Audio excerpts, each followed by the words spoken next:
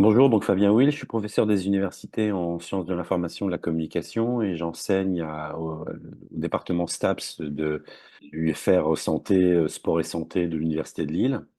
Et je me suis plus spécialisé sur la question sport et médias, notamment au travers d'un travail de thèse que j'ai mené sur un peu l'histoire de la presse sportive et tout au moins l'histoire de la médiatisation du sport pour montrer qu'effectivement toute une histoire qui s'est construite autour d'intérêts communs et que si les médias ont influencé le sport a lui aussi énormément influencé les médias. Et puis plus tardivement, je me suis plus intéressé aux problématiques de responsabilité sociale des journalistes de sport dans le traitement médiatique de la diversité.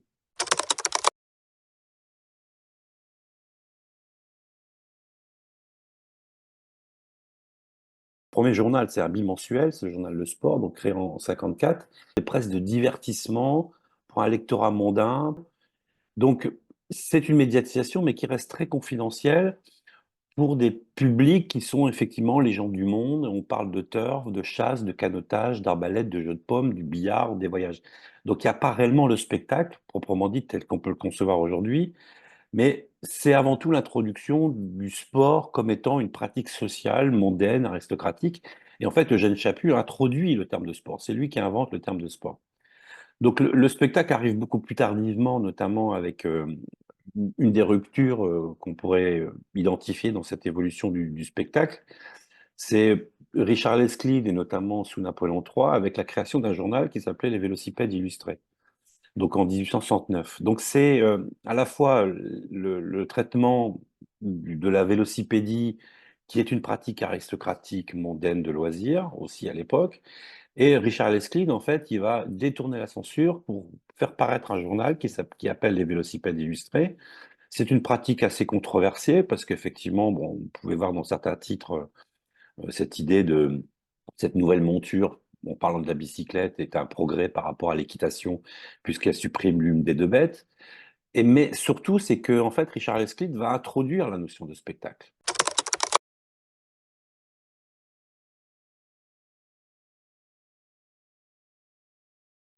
C'est-à-dire qu'il va transformer les compétitions qui, à l'époque, étaient des compétitions, des exercices de manège, des épreuves de vitesse, de lenteur, d'obstacles, et il va inventer, en fait, une course cycliste à travers la campagne, tout d'abord au travers du parc de Saint-Cloud, en 69, mais aussi un raid à travers les campagnes françaises, entre Paris et Rouen. Et simplement, c'est que ce premier raid, en fait, va frapper l'imaginaire du public, et il va introduire une dimension spectaculaire du récit. Et en introduisant une dimension spectaculaire au récit, il va aussi favoriser la vente de journal. Simplement pour dire que la notion de spectacle, c'est la presse aussi qui crée les événements sportifs, et notamment au travers de cet exemple de Richard Lesclide, c'est que il établit la règle d'or de la presse sportive qui consiste en fait à créer, à organiser, encourager les événements sportifs au lieu de les attendre. Et en fait, c'est le début du fait que la presse va faire vivre le sport parce qu'elle va en vivre. Et les grands événements sportifs ont été avant tout, et notamment les grands spectacles, ont avant tout créé par des journaux, parce qu'elles avaient un intérêt à effectivement relater de ces événements dans les colonnes de ce journal. Donc on voit bien qu'il y a un contexte à la fois social, économique, politique, qui va faire émerger cette dimension du spectacle, notamment au travers des grands spectacles populaires.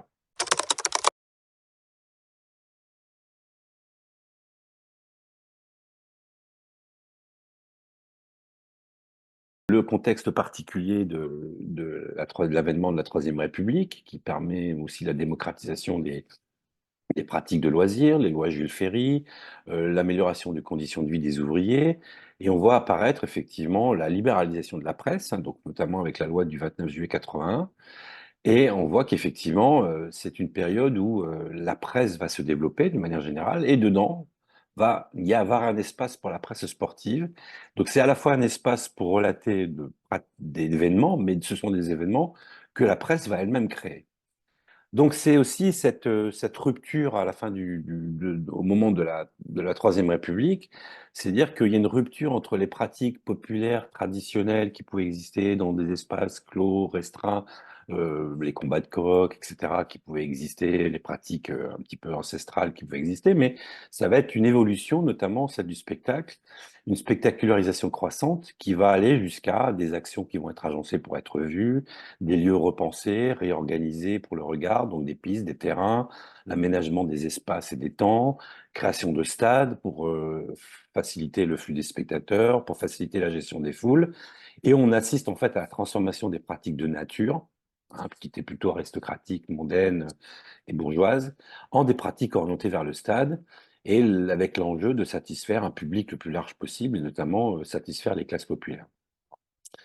Donc cette notion de spectacle, en fait, elle naît aussi dans un contexte qui va trouver un espace ou un écho favorable par rapport à la presse, qui va être à l'origine de la mise en spectacle de certains nombres d'événements.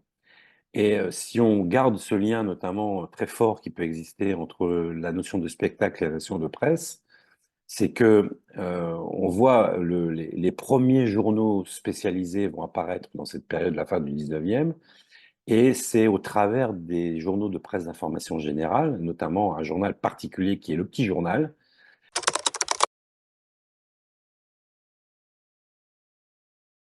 C'est le premier journal très populaire, il est vendu 5 centimes, c'est le premier quotidien populaire à atteindre le million d'exemplaires. Et en fait, le Petit Journal va comment dire, se mettre à organiser un certain nombre d'événements sportifs. Notamment, il crée la course cycliste Bordeaux-Paris, la course Paris-Brest-Paris.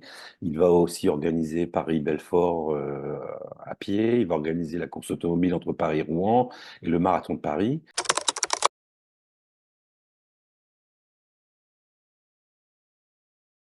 Il y a un espace suffisant pour un public intéressé et ça va être la création du premier quotidien sportif en France en 1892, qui est Le Vélo. Donc on voit bien que la presse, en fait, va être à l'origine de l'organisation de grands événements sportifs parce que effectivement, ça va structurer un lectorat nouveau et ça va aussi avoir des incidences, bien évidemment, sur la vente du journal.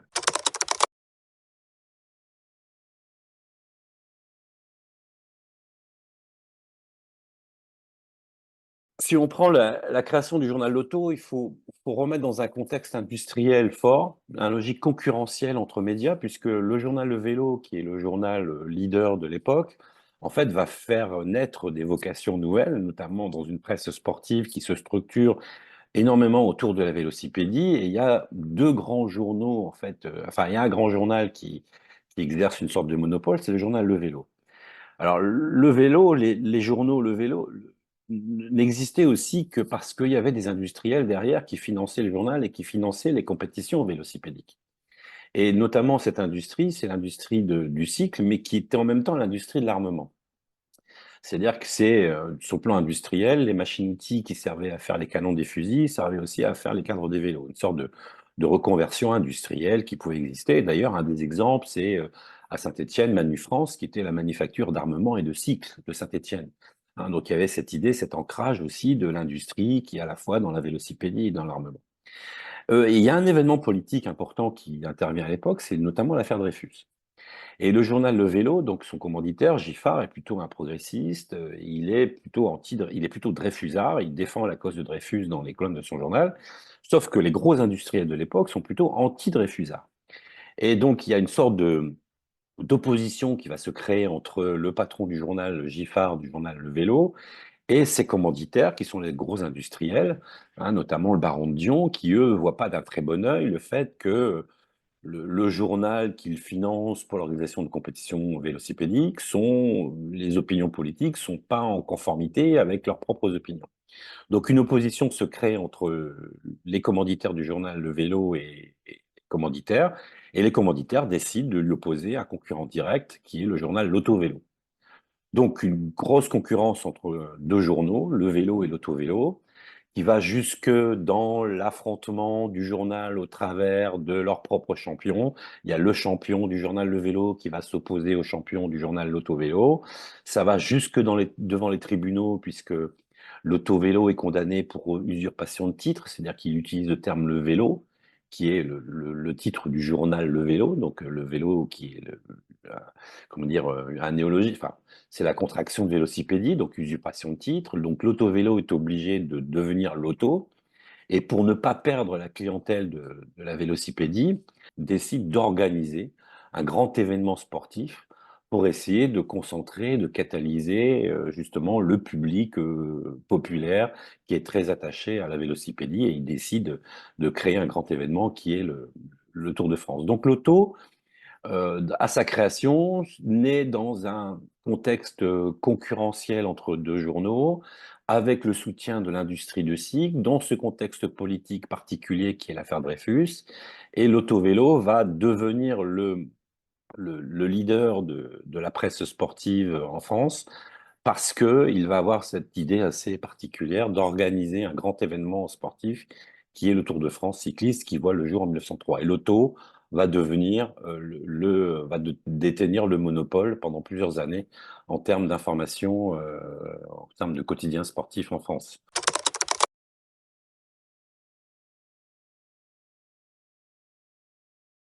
Si on veut avoir une date, comme ça, pour situer un petit peu l'irruption du sport à la radio, tout au moins en France, puisque ça a lieu en 1921 aux États-Unis, mais en France, c'est le premier match presque en direct de l'histoire de la radio. C'est le 6 mai 1923, et la radio propose pour la première fois de son histoire un reportage en extérieur à l'occasion d'un match de boxe qui va se dérouler au stade de Buffalo. C'est le stade Buffalo, notamment ce que j'évoquais tout à l'heure, c'est-à-dire ces lieux de spectacle qui existaient entre le Buffalo et le Parc des Princes. Et les auditeurs assistent à un combat qui est retransmis en léger différé. Alors léger différé, pourquoi? Parce que Edmond de Horter, qui est ce qu'on a appelé après le parleur inconnu, a voulu avoir les lignes pour retransmettre en utilisant les lignes des PET, alors je sais pas à l'époque, des postes et télégraphes de l'époque. Il n'a pas eu l'autorisation, donc en fait, il lisait, il appelait au téléphone une secrétaire, une sténo, il lisait un papier au téléphone, et la sténo donnait ça à un commentateur dans une cabine, et il relatait le match, il relatait le match. Donc c'est presque en direct. Donc il n'a pas eu l'autorisation de le faire. Donc si en mai 1923, De Horter n'a pas eu l'autorisation pour retransmettre en direct, hein, ce match, c'était du léger différé. Par contre, en octobre 1923, c'est le premier réel direct, hein, de l'histoire de la radio. Et grâce au sport, en fait, la radio sort des studios pour aller sur le lieu de l'événement. Et là, c'est une innovation majeure, c'est-à-dire que c'est cette idée que le sport, à un moment donné, va permettre à la radio de sortir des studios et aller sur les lieux des événements. Donc, ça va être les directs en extérieur, hein, par le sport. Et la boxe, en fait, permettait ce type d'innovation dans la mesure où c'est des espaces relativement clos, restreints. Donc, en termes de dispositifs, on pouvait utiliser le téléphone pour retransmettre en direct. Donc, c'est une première radiophonie qui a fait sensation. Hein, et un journal notait le lendemain, la réception était si parfaite que l'on entendait même les bruits de la foule. Donc, on voit que cette idée de la radio, en fait, va introduire une dimension particulière au récit, c'est-à-dire qu'il y a l'exploit sportif d'entendre ou d'écouter un match de boxe. Et dans la radio, dans le sport, l'imaginaire fonctionne énormément, puisqu'en fait, on ne voit pas, donc ça a des recours à l'imaginaire. Par contre, cette idée de proximité, cette idée d'être au cœur de l'action par le son, donne une dimension spectaculaire au récit. Donc c'est cette idée particulière de la magie, en fait, de la magie liée à la technologie, à la technique, de cette magie nouvelle où on est capable d'entendre, en fait, d'entendre les voix, d'entendre les coups, d'entendre les gongs, d'entendre la foule.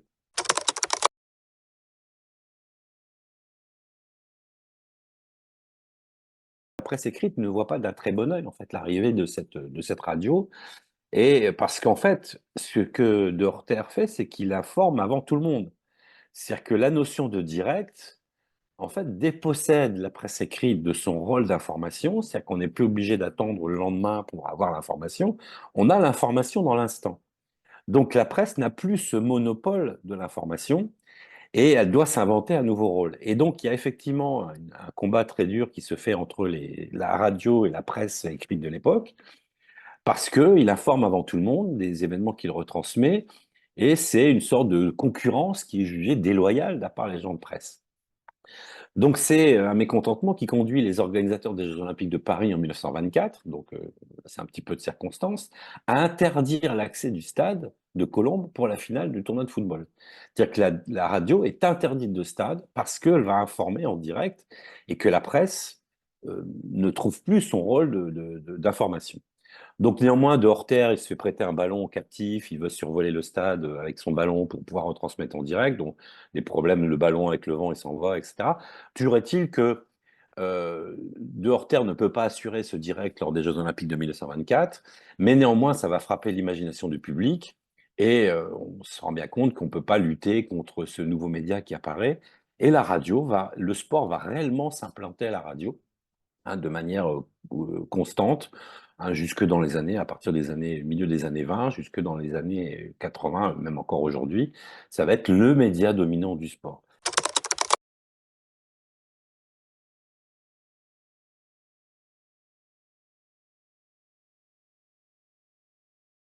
Le journal L'équipe, c'est effectivement l'émanation du journal L'Auto. Alors, il faut avoir aussi, contrairement à d'autres pays, on l'a vu avec l'opposition entre l'auto-vélo et le vélo, c'est-à-dire que la France n'est pas prête à supporter plusieurs quotidiens de sport, hein, contrairement à d'autres pays où il y a beaucoup de quotidiens sportifs. En même temps, le journal de l'équipe est une histoire un petit peu controversée. C'est-à-dire que c'est l'émanation du journal L'Auto, qui était, on l'a vu, un peu qui était anti-Dreyfusard à l'époque, mais c'est aussi un journal qui était collaborationniste pendant la guerre, le journal L'Auto. Donc frappé par l'ordonnance d'Alger à la Libération, il faut rappeler que le Vélodrome d'hiver, donc le Veldiv était la propriété du journal L'Auto, avec toute l'histoire autour du Veldiv. Et donc c'était un espace où le journal L'Auto organisait ses compétitions vélocipédiques. Mais le journal L'équipe, en fait, à la Libération, les journaux ont pu... Donc le journal L'Auto est frappé de l'ordonnance d'Alger, comme je l'ai dit, donc disparaît, c'est-à-dire qu'effectivement, pour raison collaborationniste. Mais dans ce contexte d'après-guerre, c'est l'émanation de journaux, donc c'est une renaissance de la presse, mais la presse à l'époque, pour avoir droit de parution, il fallait avoir une sorte de caution des partis politiques dominants de l'époque, et on voit apparaître trois journaux. C'est le journal Sports, l'Élan, qui sont d'obédience communiste ou socialiste, et un autre journal qui est pas le dominant, c'est le journal L'Équipe, qui est plutôt d'obédience gaulliste. Donc va se mettre en fait dans un univers, bah voilà, il n'y a pas beaucoup de, c'est la sortie de la guerre, c'est la crise, il n'y a pas énormément de moyens, donc des journaux, ça reste quand même un bien de consommation, donc il n'y a pas la place pour trois journaux. Et dans ce contexte-là, bah, le journal L'Auto vivote un peu, c'est surtout l'Élan et Sport qui se réunissent et qui deviennent le journal dominant. Mais néanmoins, dès 46-47, se pose la question de l'organisation qui reprendra le Tour de France qui a existé jusqu'en 38, hein, puisqu'il y a eu la déclaration de guerre, jusqu'en 39, je crois, peut-être en 39, il y a pu y avoir un Tour de France. Donc toujours est-il que le Tour de France n'a pas eu lieu pendant la période de guerre. Et tout l'enjeu, c'est de savoir qui va reprendre le Tour de France à la Libération. Donc il y a des tentatives qui sont faites, hein, par différents journaux de remettre au goût du jour l'organisation de cet événement. Et puis, il y a un autre homme de presse qui est Emilia Amaury, qui va s'associer au journal L'Équipe, qui est un journal gaulliste, hein, qui a la caution du mouvement gaulliste, pour reprendre l'organisation du Tour de France. Donc, cette association entre Émilien Amaury avec le Parisien et puis le journal L'Équipe de l'époque, qui est recréé en 46, bah, il décide de reprendre les rênes de l'organisation du journal du Tour de France dans un contexte compliqué. C'est-à-dire, c'est le rationnement de l'essence et les difficultés financières dans une France détruite, etc. Toujours est-il que l'auto devient, effectivement, c'est lui qui a enfin, qui a l'autorisation de réorganiser ce Tour de France. Et là, le journal L'Équipe, en fait, bah, il renaît de ses cendres. Et comme en 1903 pour le journal L'Auto, bah, le fait de réorganiser le Tour de France en 47 va remettre en fait le journal L'Équipe comme étant le journal dominant, et c'est la fin progressive du journal L'Élan et Sports, etc. Donc c'est une association avec un autre groupe de presse dans un contexte politique particulier, celui de la Libération, le soutien des mouvements gaullistes pour le journal L'Équipe, va être la création, donc notamment la RDF, la RTF, puis l'ORTF après avec la télévision. Mais c'est des radios aussi qui sont guidées par une radio qui est monopole d'État, il y a une station de radio, et il y a aussi cette idée que, comme c'est un monopole d'État, les radios ne peuvent émettre que depuis le territoire national. Donc, on va voir apparaître des radios qui sont les radios périphériques. Donc, Radio-Télévision enfin RTL, Radio-Télévision Luxembourg, Radio Luxembourg à l'époque. Donc, on va émettre depuis le Luxembourg, mais à destination des auditeurs français. C'est Europe, c'est la radio de Monaco. Donc, il va y avoir un régime concurrentiel radiophonique qui va se mettre en place. Et le sport va devenir un élément de positionnement, va alimenter la grille des programmes. Donc, ça va être les programmes dominicaux le dimanche matin, c'est sport et musique. Ça va être les directs de sport, le Tour de France, les Jeux Olympiques, le football, le Tour des Cinq Nations, les 24 heures du Mans, etc. Donc, le sport va très rapidement alimenter la grille des programmes de la radio dans ce régime concurrentiel entre la radio et ça va devenir un programme, tout au moins un programme d'attraction dans la radio.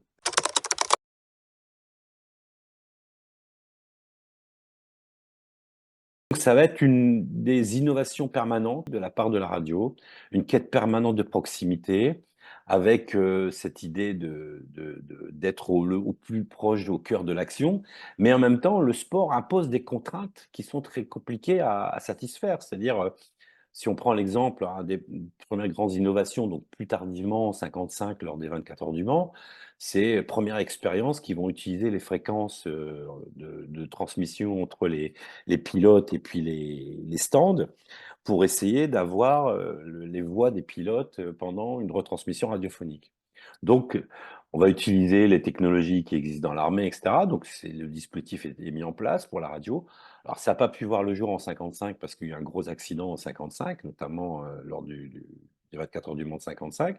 Mais on voit que le sport, en fait, impose des contraintes techniques, technologiques. Et pour satisfaire à ces contraintes techniques ou technologiques, bah, la radio, les hommes de radio vont inventer des dispositifs nouveaux. C'est le Tour de France, par exemple, c'est son caractère itinérant qui pose énormément de problèmes, énormément de contraintes. Tiens, vous avez entre le lieu de départ et le lieu d'arrivée, c'est pas le même endroit et chaque départ, c'est pas non plus le même endroit.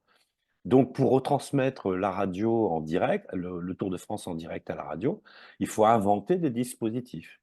Donc, on invente les premiers micros sans fil en 55, avec un camion suiveur qui permet de faire le relais. Il faut attendre les années 60 pour avoir le premier micro HF. Donc, on voit bien que la radio va réellement enfin, le sport va réellement s'implanter à la radio et va alimenter les colonnes, enfin va alimenter pas les colonnes, mais va alimenter les temps radiophoniques de manière importante. Et parce que aussi le sport est une source d'attractivité. Les gens vont aussi écouter la radio pour écouter du sport, et le sport est un programme qui alimente confortablement le temps d'antenne sur les grands événements sportifs.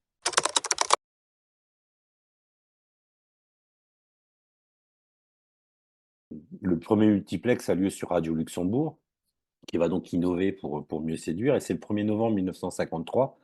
C'est un technicien qui doit choisir la retransmission entre deux matchs importants et simultanés. Donc ce technicien qui est chargé de la liaison propose de mélanger. Voilà. Donc il mélange les modulations de fréquences des stades, et puis bah, ils s'aperçoivent que ça marche, quoi. Donc à un moment donné, il y a une sorte d'innovation technique, technologique sur l'instant. Et l'équipe, le lendemain, avait taxé en fait cette première expérience de supplice chinois, en disant bah, c'était insupportable, etc., à écouter. Et puis on s'est aperçu que bah, ça devenait effectivement intéressant de pouvoir suivre en même temps plusieurs matchs, les uns à la suite des autres, et c'est ce qui a fait aussi la force de la radio à un moment donné, d'être capable de suivre différents matchs. Donc, le spectateur allait voir son équipe favorite dans un stade, mais il pouvait aussi écouter les résultats du concurrent direct dans le classement, etc. Donc, il y avait une forme d'interactivité avant l'heure aussi qui se mettait en place entre ceux qui allaient au spectacle dans le stade pour aller voir un match de football, et puis ceux qui aussi pouvaient écouter à la radio le résultat des autres équipes. Ça a eu un succès immédiat, et non seulement il y a eu un succès immédiat, c'est que derrière, ça s'est généralisé à un multiplex multiple, donc avec des soirées décrochage, but par but, Donc ça a permis aussi à certains diffuseurs, notamment dans cette concurrence entre Radio Luxembourg, Europe et la RTF, bah, de développer des stratégies, des innovations. Donc c'était à la fois proposer des modalités nouvelles dans la mise en récit et par des innovations techniques ou technologiques.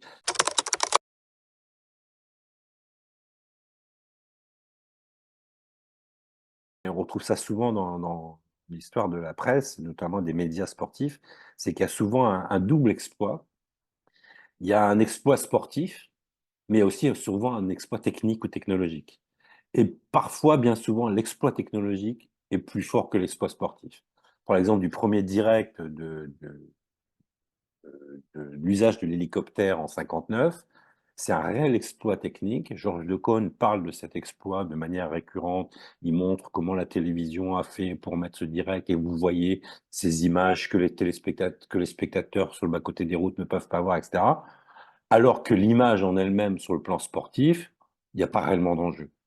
Ah, parce que c'est deux coureurs qui sont en train de faire l'ascension et c'est ni l'un ni l'autre qui va gagner la course. On a le même exemple en 64 quand on va utiliser pour la première fois une deuxième moto sur le Tour de France. Il y a cette rivalité entre Anquetil et Poulidor à l'antenne. Donc on montre en direct cette rivalité d'Anquetil et Poulidor qui sont les deux figures emblématiques de l'époque. Donc ça, le direct se focalise sur cette ascension entre les deux coureurs. Sur le plan sportif, il y a un réel enjeu, puisqu'il y a quelques secondes qui séparent l'un de l'autre. Par contre, le vainqueur de l'étape, il est loin devant, et bon, on a très peu d'informations sur le vainqueur de l'étape. Donc il y a vraiment ce mélange, en fait. Hein, la télévision, c'est à la fois l'exploit sportif et l'exploit technique ou technologique.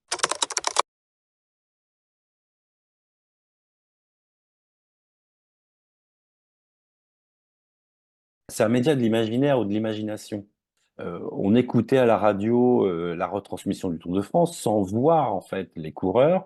On les entendait, on entendait. Il y avait le côté magique aussi de ce média, c'est-à-dire que quand le Tour de France était dans le sud, bah, on entendait les cigales, donc les gens entendaient une sorte d'accession à certains univers ou certains espaces qui, pour la majeure partie des gens, étaient complètement impossibles, mais ils accédaient par le son.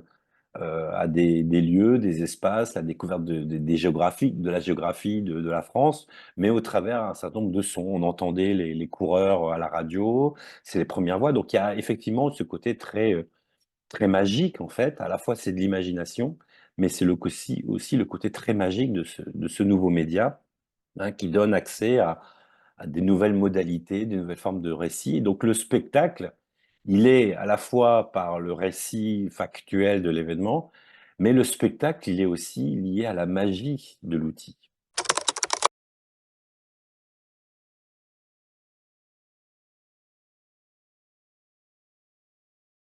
Il faut savoir que le sport à la télévision existe quasiment dès que la télévision existe. On a à peu près le même mécanisme qu'avec la radio, c'est-à-dire que le sport va très rapidement être un programme qui va alimenter la télévision.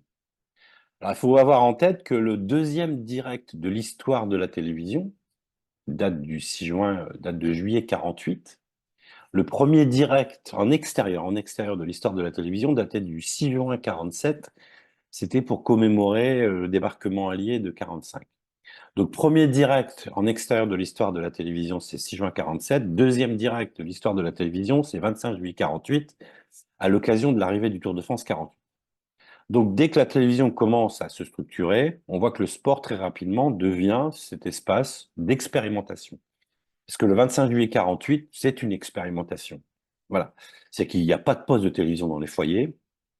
La caméra, c'est une caméra, ce qu'on appelle caméra périscope, c'est-à-dire que la caméra ne bouge pas, elle est fixe, elle ne tourne même pas autour d'un axe. Et c'est plus une expérimentation avec un câble qui est tiré entre la Tour Eiffel et les studios de Cognac G. Voilà.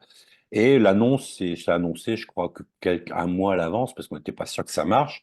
Mais c'est plus de l'ordre de l'expérimentation qu'une réelle pratique de consommation courante, puisque il n'y a pas de poste de télévision qui existe hein, dans les foyers. Hein. La télévision n'existe qu'à l'état expérimental. Autre date aussi importante pour montrer que le sport s'implante dès que la télévision apparaît, c'est que c'est le premier journal télévisé de 49, hein, qu'on donne comme étant le premier journal télévisé, donc c'est en juin 49. Et ce premier journal télévisé en juin 49 se met en place à l'occasion du départ du Tour de France 49. C'est-à-dire Pierre Sabag, qui est à l'origine de ce premier journal télévisé, va utiliser l'événement Tour de France pour créer en fait un format nouveau, qui est le format de ce qui va devenir plus tard un journal télévisé. Alors, les outils qui sont... Alors, si Pierre Sabag, lui, est en direct, en plateau, par contre, les images qui sont utilisées, ce sont des images qui utilisent les outils de la presse filmée. C'est-à-dire qu'il n'y a pas de caméra de direct sur l'événement. C'est-à-dire qu'on ne peut pas emmener une caméra, le magnétique n'existe pas, on ne sait pas enregistrer une image, il faut attendre 57 pour avoir les premiers magnétoscopes de régie. Donc les premières images sont avant tout des images qui sont issues de la presse filmée. Donc la télévision utilise les outils cinématographiques, mais le sport existe déjà en images au travers des actualités cinématographiques. Il faut savoir qu'à l'époque, quand on allait au cinéma, avant la séance de cinéma, il y avait les actualités cinématographiques et le sport existait déjà dans ces actualités cinématographiques. Il y avait le résultat de la Coupe du Monde de foot. Moi, j'ai revu des images là récemment des actualités cinématographiques dans les années 20, dans les années 30, où vous avez des images de sport à la télévision, etc. Pas à la télévision, au cinéma. Donc le sport existe en images, mais au travers des actualités cinématographiques. Donc là, il y a une sorte de transfert de compétences entre ce qui est fait dans le cadre des actualités cinématographiques pour le mettre à la télévision, sachant que le direct, ce sont que des directs de plateau. Donc les outils, ce sont des images qui sont tournées la veille. On ne sait pas enregistrer les caméras électroniques, on ne sait pas du tout les enregistrer. Et il y a aussi toute une stratégie innovation qui est mise en place pour gagner du temps. Parce qu'entre le moment où on va filmer, le moment où on va développer un film et le moment où on va le diffuser, et si on reprend l'exemple du Tour de France, ben, quand vous avez les coureurs qui sont à Bordeaux et qu'il faut faire le journal télévisé qui est à Paris, bah, il y a tout un dispositif qui est mis en place pour rapatrier les pellicules. Ce sont des caméras, tout moins des pellicules réversibles, c'est-à-dire qu'il n'y a pas de négatif, on a directement le positif de la caméra. Et puis, il y a tout un dispositif de voiture, de train pour rapatrier les images. Alors, si on prend l'exemple en 52, les actualités télévisées nationales parvenaient, alors je prends l'exemple de Lille parce que je suis de Lille, mais en 1952, les actualités télévisées nationales parvenaient à Lille par le train de 11 heures du matin. Il avait donc un décalage de 24 heures dans la diffusion de l'information entre Paris et Lille. C'est-à-dire qu'il fallait effectivement rapatrier les images. Le tout nouvel émetteur, le premier émetteur qui a eu lieu en France, c'est le Relais de Lille, donc en 1953. Et donc, c'était le premier émetteur hertzien où les gens ont pu voir en dehors de Paris la télévision. C'est-à-dire que ça reste très parisien jusque dans ces années-là. C'est-à-dire que le premier émetteur, c'est 53. Et donc, situé tout en haut du beffroi de Lille, parce que c'est la première grande ville à proximité de Lille, c'est 200 km et on pouvait faire des relais hertziens de 200 km à l'époque. Mais c'est une prouesse technique ou technologique. Donc, c'est effectivement il faut du temps pour que la télévision puisse rayonner sur tout le territoire national. On est dans des expérimentations qui restent très localisées sur Paris.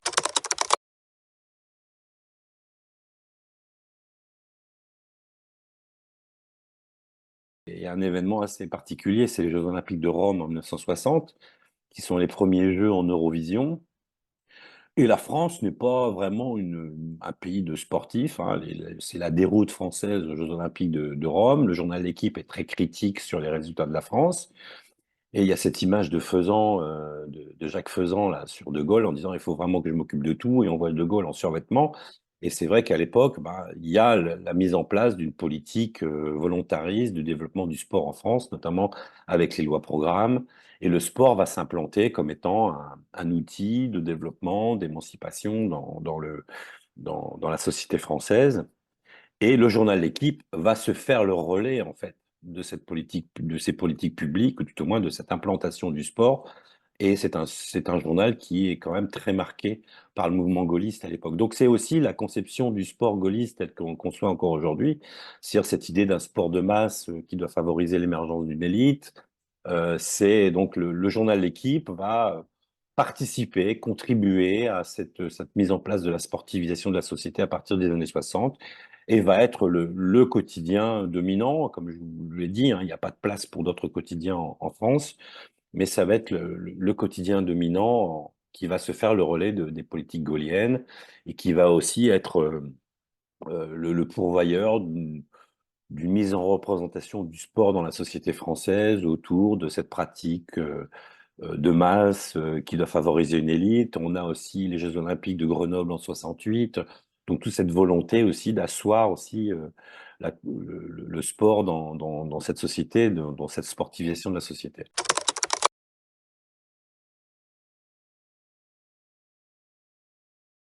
L'arrivée du transistor hein, dans les années 60, c'est-à-dire que le premier média du football, ça va être la radio. C'est-à-dire que les gens vont aller au stade et vont emmener leur transistor au stade, et notamment avec l'arrivée des premiers multiplex qui vont être à la radio. Donc les gens vont aller au stade et ils vont écouter les retransmissions radiophoniques depuis le stade parce qu'on a la mobilité du support. La radio va réduire sa taille et on va pouvoir emmener la radio avec soi. C'est dans la voiture, au stade. Quand on va à la plage, on emmène en fait la réception avec soi. Donc c'est à la fois une évolution notoire en termes de mobilité des dispositifs de capture du son, amélioration des micros, micro HF, etc. Mais c'est aussi qui va conjointement avec l'amélioration des outils de réception. C'est-à-dire que le transistor, en fait, va aussi révolutionner les pratiques de consommation de la radio, puisqu'on va emmener avec soi la radio et écouter la radio, quel que soit l'endroit où on est.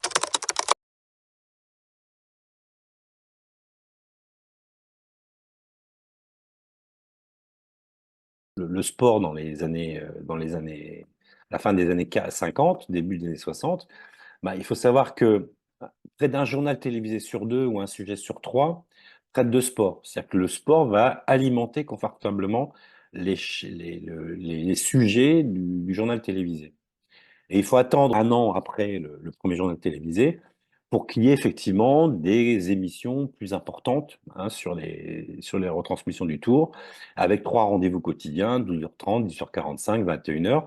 Donc on voit qu'effectivement, l'événement sportif phare de la télévision à l'époque, aussi à cette période de juillet, c'est le Tour de France qui va alimenter confortablement la grille des programmes. Alors ce qui est intéressant de noter aussi, c'est que les sujets qui sont proposés à la télévision, ce sont des sujets divers sur la caravane, la présentation de l'équipe de France, mais aussi sur la télévision qui se filme elle-même. C'est-à-dire que c'est des sujets sur l'installation des dispositifs télévisuels. Donc l'installation de récepteurs télé dans les cafés, c'est l'installation des dispositifs. Alors si on reprend l'exemple de 1959 avec le premier direct d'hélicoptère, bah, il y a toute une grosse partie en fait de la retransmission parce qu'en fait les images d'hélicoptère ça dure une minute. Donc, il y a quasiment 20 minutes, 20-25 minutes où Georges Decaune, à l'antenne, parle essentiellement du dispositif technique.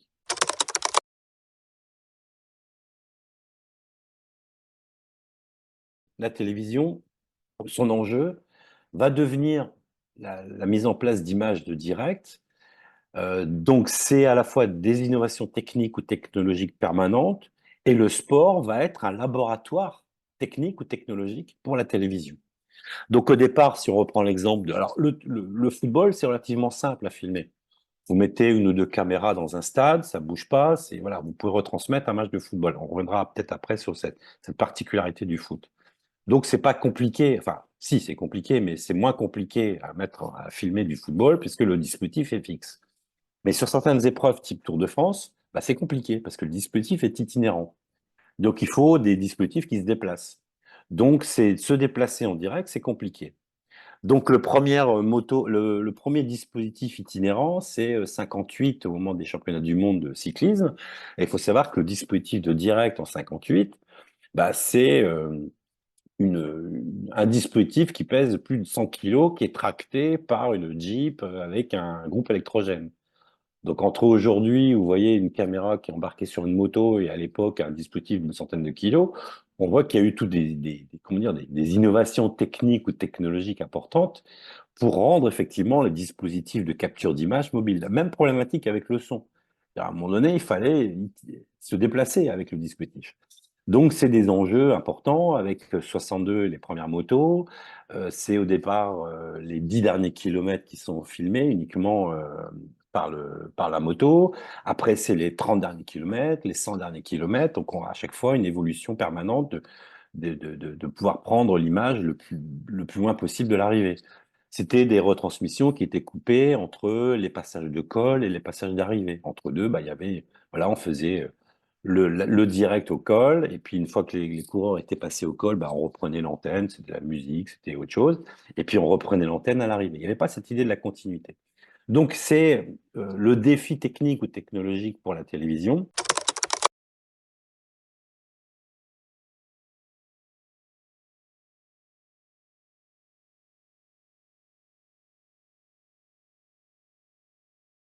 Alors, ce qu'il faut avoir en tête, c'est qu'en 1950, il y a 3000, il y a moins de 4000 postes de télévision en France, hein. En 52, il y a 5000 postes. Il faut savoir qu'en 52, il y a 5000 postes de télévision qui ont été vendus suite à l'annonce de la diffusion d'un match de foot entre la France et l'Allemagne. C'est-à-dire que c'était à peu près 56% du parc. Il y avait 50 000 postes en 52. Il faut attendre 55, c'est 260 000 postes de télévision. Il faut attendre 1960 pour avoir le million de postes de télévision en France.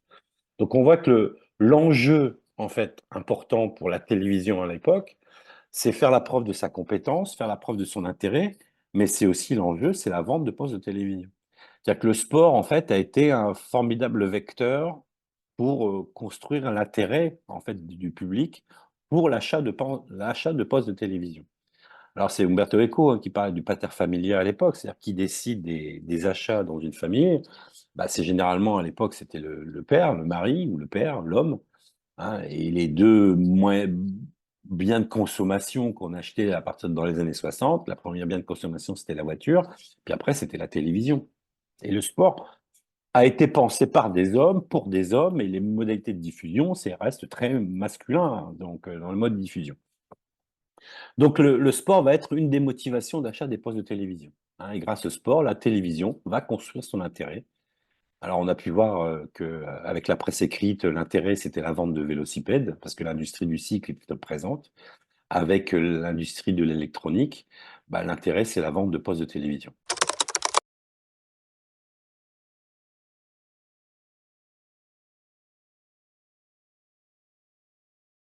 J'ai parlé effectivement de l'exemple du Tour de France où c'est un spectacle gratuit c'est un spectacle gratuit. Et pour les organisateurs, qui sont eux-mêmes des patrons de presse, hein, Godet, Desgranges, etc., de l'époque, enfin, Desgranges est décédé en 40, mais Jacques Godet plus tard, donc suite à Victor Godet, c'est les organisateurs qui étaient en même temps des patrons de presse ont compris l'intérêt que la diffusion de la télévision pouvait avoir pour publiciser et valoriser leur événement.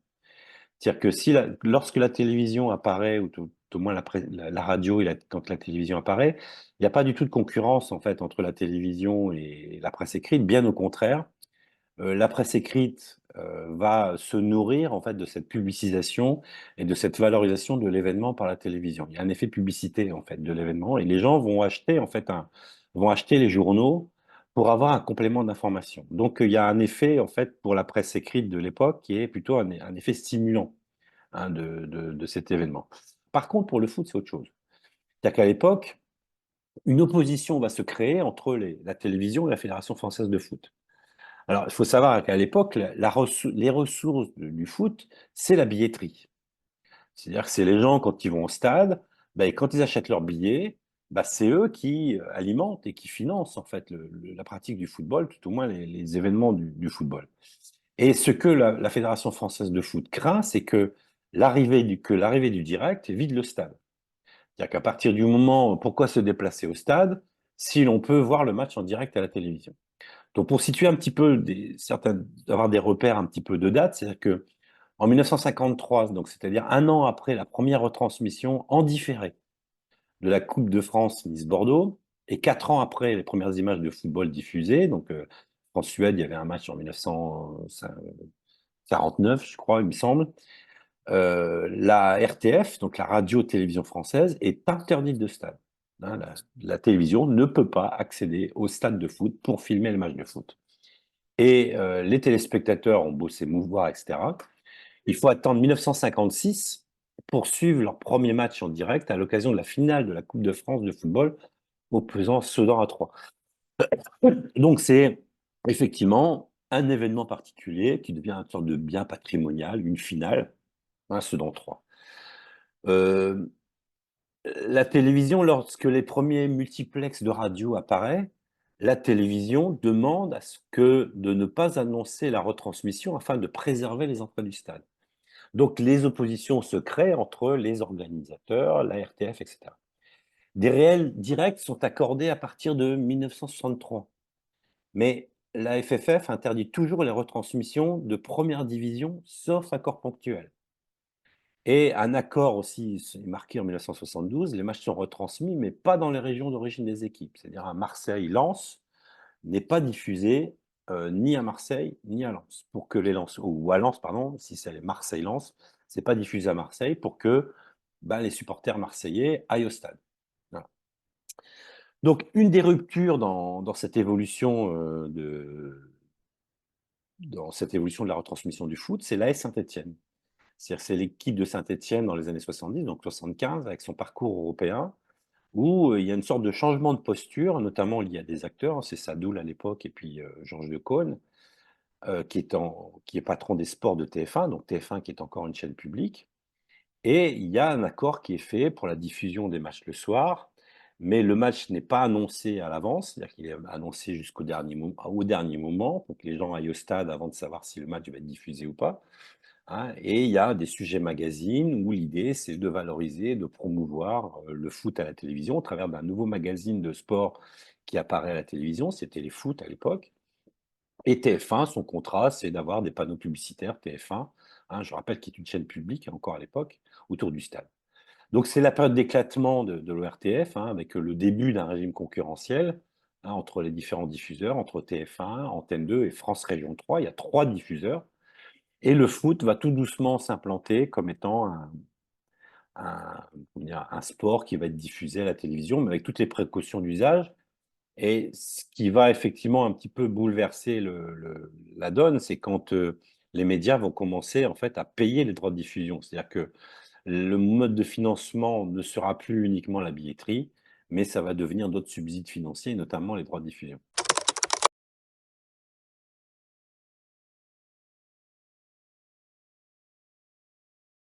L'arrivée de Canal+ en 1984 qui va vraiment bousculer, révolutionner l'offre sportive.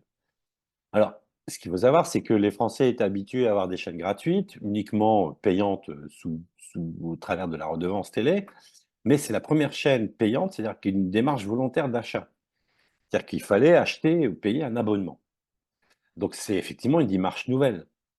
Donc c'est une démarche volontaire d'abonnement et il y a effectivement, qu'est-ce qui fait que Canal va être singulière comme chaîne par rapport aux diffuseurs classiques traditionnels? Alors Canal va jouer essentiellement sur 3 ressorts.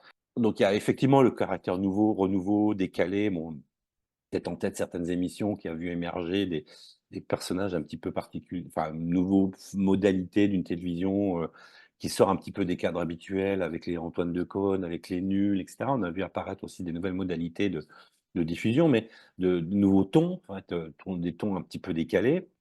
Mais c'est aussi la diffusion de films récents de Canal, donc c'est la motivation d'abonnement, c'était les films récents. C'était aussi les films porno, c'est-à-dire que c'est aussi quelque chose qui était nouveau à la télévision, et puis c'est le sport.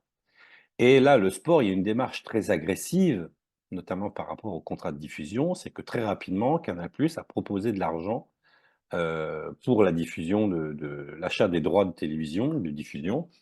Et donc Canal+, en fait, a inventé, enfin tout au moins a introduit un nouveau rapport à l'événement sportif, c'est-à-dire que l'événement devenait à la diffusion devenait une source de financement pour pour les organisations sportives, notamment pour la Fédération française de football. Donc, mais si effectivement il y a cette démarche volontaire d'abonnement, droit de diffusion de la part de Canal, il fallait que Canal soit capable aussi d'offrir en fait un spectacle qui soit un spectacle télévisuel qui sorte aussi du cadre habituel. C'est-à-dire qu'il faut avoir en tête que retransmettre un match de foot jusque l'arrivée de Canal en 84, un dispositif télévisuel, c'était 5 caméras, c'était une caméra centrale panoramique qui prenait l'essentiel de la diffusion, des caméras de chaque côté pour filmer les buts d'un côté et les buts de l'autre, et puis peut-être des caméras intermédiaires, etc. Avec Canal+, en fait, il fallait réinventer la manière de filmer le sport. Et c'était très rapidement des dispositifs à 10, 15, 20 caméras, etc. Donc, c'était offrir en fait un spectacle qui soit de meilleure qualité. Qu'est-ce qui allait faire que les gens allaient s'abonner? C'était à la fois le fait d'accéder à une image, mais c'était aussi le fait d'accéder à une nouvelle modalité de retransmission, hein. Et donc, Canal a reconstruit l'événement de manière particulière. Donc, c'est l'arrivée de Canal, enfin, de manière, oui, particulière et de manière nouvelle, et beaucoup en recherchant l'esthétique, les ralentis, avec des réalisateurs emblématiques, hein, tels que Jean-Paul Jode, etc., qui ont effectivement introduit une nouvelle dimension, les modalités de diffusion.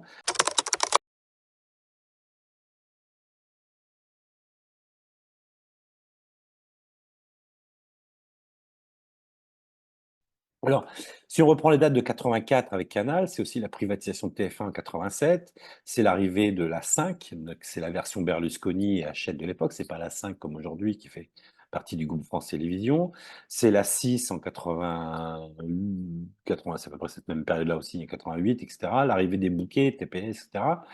Donc, c'est aussi des diffuseurs qui sont des diffuseurs privés qui sont structurés par des logiques d'audience. Et les logiques d'audience, parce que le financement de ces chaînes, ces diffuseurs, sont alimentés par la publicité. Donc c'est aussi l'émergence du marketing sportif, qui fait son apparition de manière massive dans la diffusion. Donc c'est la conjonction de plein de choses. C'est-à-dire qu'il y a à la fois l'irruption de nouveaux diffuseurs, c'est l'émergence effectivement de nouvelles stratégies, notamment des stratégies d'audience, c'est le marketing sportif qui se met en place. Et puis de l'autre côté, vous avez des grands événements comme ça qui ponctuellement vont faire de l'audience.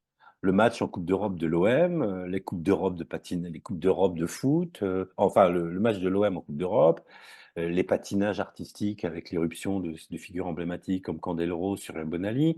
C'est aussi l'épisode de Lillehammer avec les records d'audience de Lillehammer entre l'opposition de Tonya Harding et Nancy Kerrigan qui a alimenté effectivement les chroniques qui ne sont pas uniquement des chroniques sportives, mais tout un l'agression d'une patineuse par rapport au copain de l'autre patineuse, etc.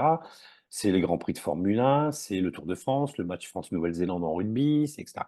Donc on voit d'un côté la construction d'un régime concurrentiel au travers de diffuseurs nouveaux qui structurent en fait leur modèle économique autour de l'audience, et puis de l'autre, les événements sportifs qui sont des vrais puits à audience, hein, des vrais pourvoyeurs d'audience. Donc on a effectivement mécaniquement une augmentation des coûts de production, hein, donc pas des coûts de production, une augmentation des droits de diffusion, hein, qui vont émerger. Donc ça va être le début des droits de diffusion. Alors il y a eu le foot, après il y a eu les premiers droits sur le Tour de France, c'est en 92 les premiers droits qui sont signés, les droits pour Roland-Garros, les droits pour le rugby, etc.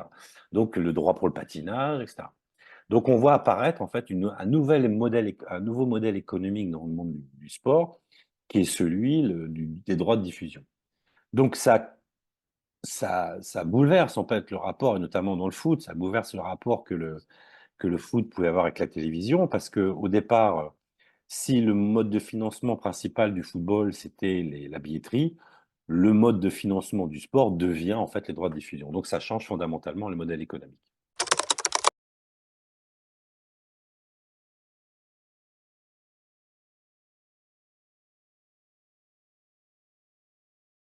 Alors, monopole du journal L'Équipe jusqu'en 2008, hein, notamment, c'était la période où on a vu apparaître les tabloïds en France, les journaux type Métro, etc. Donc, c'est ces journaux qu'on distribuait gratuitement à la sortie des gares ou du métro. Donc, c'est notamment le lancement d'un journal qui s'appelait le journal d'e-sport, qui était soutenu par un autre organe de presse. Donc, c'était une ex-radio TV à l'époque. Et en fait, pour contrecarrer enfin, contrecarrer cette concurrence qui émergeait, parce qu'effectivement, c'est associé à des nouvelles modalités de lecture très rapides, format plus réduit. Le journal L'équipe, c'était un format immense. Vous voulez déployer dans le métro, il vous fallait 2 places en fait pour le lire. Donc c'est le début où le journal L'équipe en fait va casser la concurrence et va lancer un concurrent à Disport. C'est-à-dire qu'il y a un Disport qui est un format tabloïd, et le groupe Amaury en fait, qui est donc propriétaire du journal L'équipe, va sortir un journal quasiment équivalent à Disport qui s'appelait Aujourd'hui Sport. Donc en fait, le journal L'équipe va tuer la concurrence en mettant en face de son concurrent un concurrent du même format. Et bah, ça n'a pas loupé, c'est-à-dire que globalement, le journal d'e-sport disparaît parce qu'il n'y a pas la place pour 2, voire même pour 3 quotidiens. Donc, il y a vraiment une stratégie industrielle à un moment donné de casser la concurrence. Et l'équipe aussi va en profiter pour remanier un petit peu son format. Donc, c'est un format plus réduit, enfin, tout au moins en taille. Hein, c'est le développement de la couleur, donc beaucoup plus attractif, etc. Hein, donc, pipolisation de l'information. Donc, on voit qu'effectivement, c'est aussi des logiques industrielles qui évoluent. Et le journal Équipe reste le journal, le quotidien sportif dominant.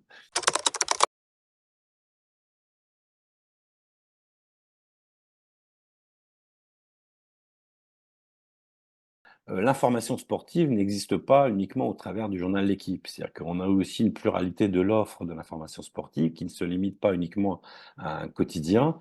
C'est-à-dire que les autres journaux d'information générale ont pris aussi le pas dans le sens où ils ont aussi inclus dans les colonnes de leurs journaux des pages sport. C'est-à-dire que le Figaro, il y a du sport dans le Figaro, l'IB, il y a du sport, l'UMA, il y a du sport, et le dernier en date, en fait, qui s'est mis vraiment au sport, c'est Le Monde. Il y a effectivement des pages sport dans Le Monde, mais ça reste des pages du Monde.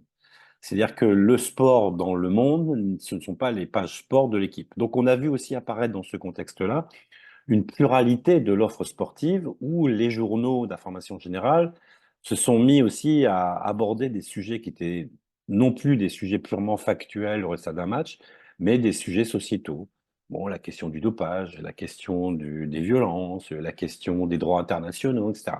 Donc l'espace sportif s'est diversifié, s'est étendu, s'est élargi et est sorti du cadre purement factuel du résultat de rencontre.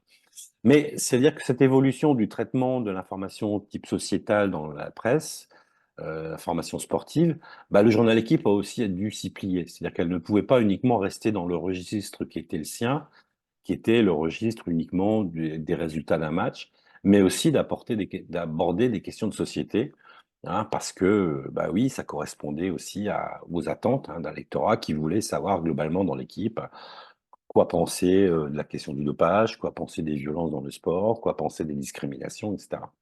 Hein, donc c'est effectivement le journal L'équipe pendant longtemps, c'est protégé de sujets clivants, c'est aussi lié à l'histoire, hein, c'est-à-dire que le journal L'Élan et le journal Le Sport étaient comment dire, accusés d'être inféodés au Parti communiste, et notamment dans le contexte de la guerre froide, avec certains papiers dans le journal L'équipe et L'Élan, dans le journal Le Sport et L'Élan, qui étaient très inféodés au Parti communiste, donc des prises de distance qui étaient un petit peu compliquées par rapport à l'URSS, etc., à un moment donné.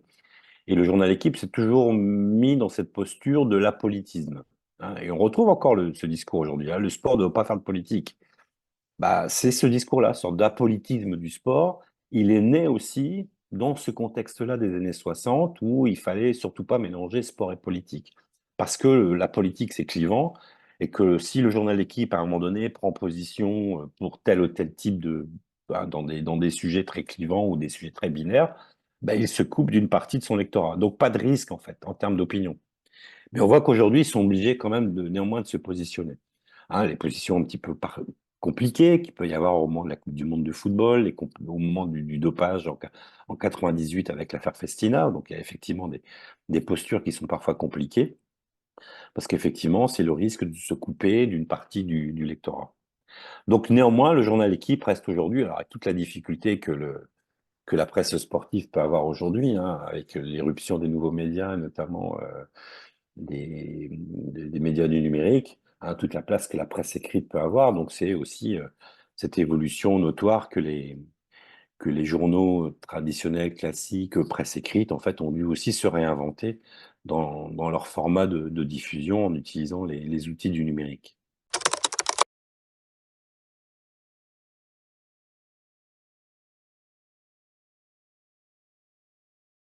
À partir des années 90 jusqu'à l'éruption des médias du numérique, c'est une amélioration de la qualité d'image. C'est-à-dire qu'on a vu apparaître aussi des dispositifs techniques, technologiques qui sont énormément améliorés. C'est l'apparition aussi des nouvelles caméras, la multiplication des points de vue. C'est-à-dire qu'aujourd'hui, enfin, euh, une Coupe du Monde de foot aujourd'hui, quand vous suivez une Coupe du Monde de football à la télévision, vous avez plus de caméras que de joueurs sur le terrain.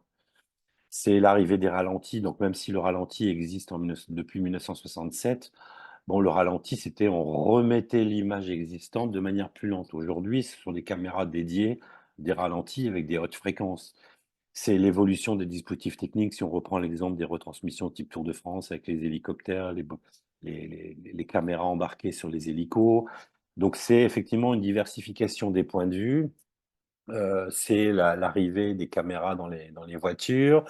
C'est l'arrivée aussi on a vu apparaître aussi tout doucement l'arrivée des médias du numérique, donc notamment l'incrustation dans l'image de nouveaux dispositifs numériques. C'est des nouveaux sports qui accèdent à la médiatisation alors que c'était compliqué pour eux. Je prends l'exemple de la voile, c'est un peu l'exemple du...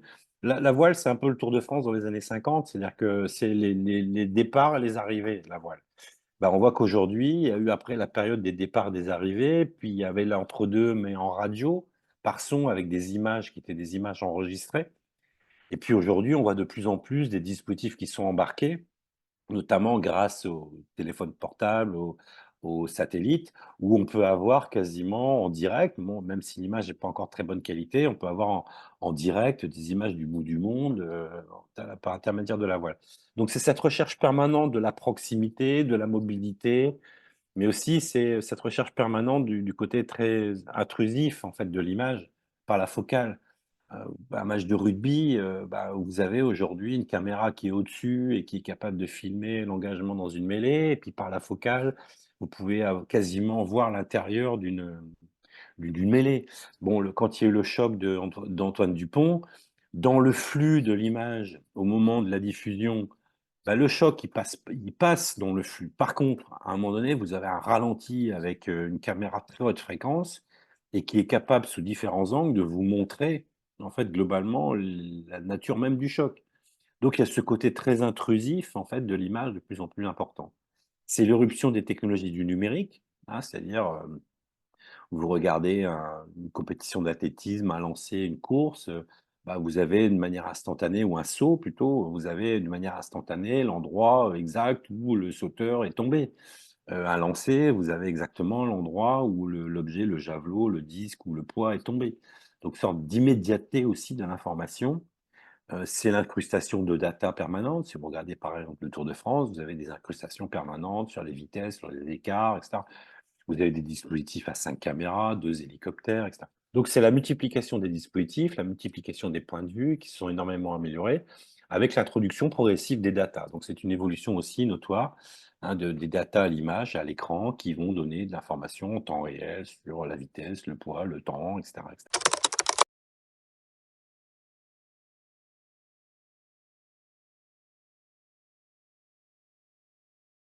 C'est les modalités de consommation qui changent. C'est-à-dire que vous avez en effet un effet aussi générationnel.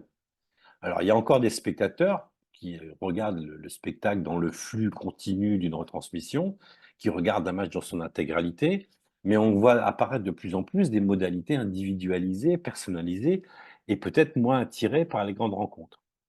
Hein, donc, autant la télévision pouvait se définir comme à la fois une technologie électronique, un média direct, des contenus, donc des programmes de flux en direct, c'est-à-dire voilà, on va retransmettre en direct un match de sport. Donc, il faut différencier les programmes de flux et les programmes de stock. Le programme de stock, c'est les émissions enregistrées. Le sport, c'est un programme de flux, c'est-à-dire sa valeur marchande, elle n'existe que dans le cadre du direct. Hein. Donc c'était dès lors qu'un match de foot est passé, si on vous fait repasser la finale de la Coupe du Monde entre France et Argentine, ça a moins d'intérêt que lorsque vous l'avez regardé en direct. Vous allez peut-être le re-regarder, même si c'est douloureux, mais vous avez peut-être regardé la finale France-Argentine, mais néanmoins, sa valeur marchande, elle est au moment du direct. Donc c'est le sport structuré autour de programmes de flux et des usages qui étaient des usages avant tout domestiques, collectifs. Voilà, on regarde notre copain, on va regarder un match de foot à plusieurs, on va partager un moment. Donc avec l'irruption du numérique, notamment des nouvelles modalités, les contenus changent. Alors les contenus changent, il y a l'amélioration de la qualité des images, c'est l'irruption de nouveaux écrans. La notion de télévision, elle change, la notion même de télévision.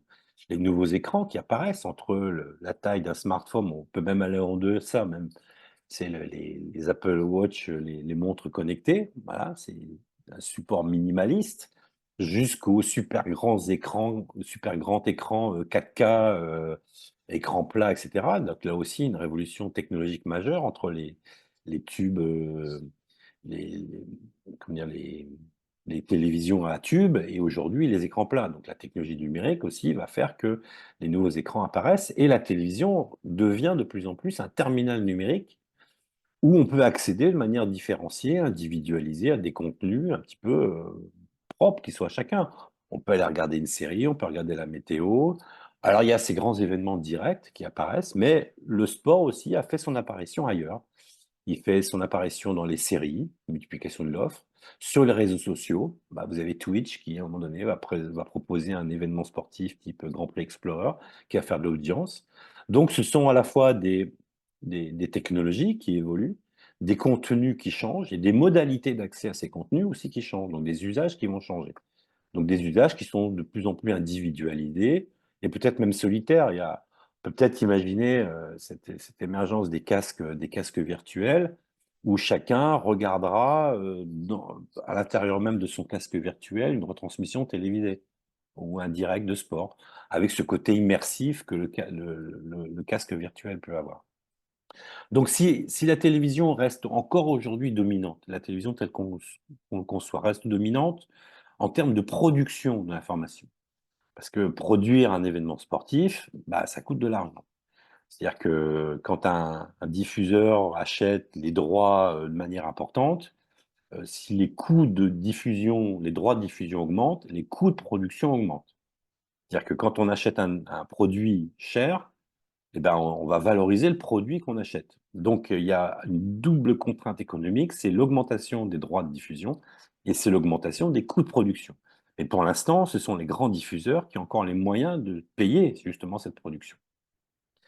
Donc, plus les grandes rencontres, par contre, effectivement, il y a l'irruption, si on reprend cette problématique de la mobilité qu'on évoquait tout à l'heure, la mobilité de la radio dans les outils de capture de son, la mobilité de la radio dans les outils de réception, notamment avec le transistor, la mobilité des outils de capture de l'image, on l'a vu tout à l'heure, c'est comment on améliore la mobilité pour aller au plus profond de l'action. Ben, on voit qu'aujourd'hui, on assiste à une forme de mobilité qui est liée aux outils du numérique, notamment les téléphones portables. C'est-à-dire que les drones, les téléphones portables, les caméras GoPro, hein, les GoPro qui vont produire de l'autopublication, mais avec des nouvelles modalités de médiatisation du sport au travers de réseaux sociaux qui n'existaient pas avant. Enfin, et donc aujourd'hui, des mécanismes d'autopublication, un réseau type un traceur de performance où qui a couplé un GPS, ben, on va partager son expérience personnel au travers d'un réseau d'amis où on va raconter sa sortie du vélo du lendemain. Donc, on a des modalités de médiatisation qui changent, des modalités de consommation qui changent. Phénomène d'autopublication où chacun va assister à un match de football et va diffuser sur un réseau social le but parce il l'a enregistré sur son téléphone. Donc, on voit apparaître de nouvelles modalités avec des modalités nouvelles, des accès nouveaux, donc qui changent, qui sont peut-être amenés à changer effectivement les modalités de consommation. Donc, on a vu apparaître des acteurs nouveaux, notamment les acteurs du numérique, Amazon Prime, etc. On voit comment le spectacle. Alors, la télévision reste encore dominante aujourd'hui, mais on peut très bien imaginer des nouvelles modalités d'accès, de partage, d'échange et de consommation de l'information sportive dans les années à venir. Est-ce que ce moment qui pouvait être une sorte de communion symbolique, d'assister collectivement à un même événement sportif, une finale de Coupe du Monde, peut-être qu'on a pu le vivre à un moment donné. Est-ce que ces événements-là ou ces moments-là continueront d'exister? Bah, c'est pas certain, mais tout dépendra en fait de parce que tout est guidé, ce que j'appelle le consommateur, c'est-à-dire à la fois un consommateur, mais aussi un acteur. C'est-à-dire qu'on devient de plus en plus acteur maintenant des propres modalités à la fois de réception, mais aussi des modalités de diffusion.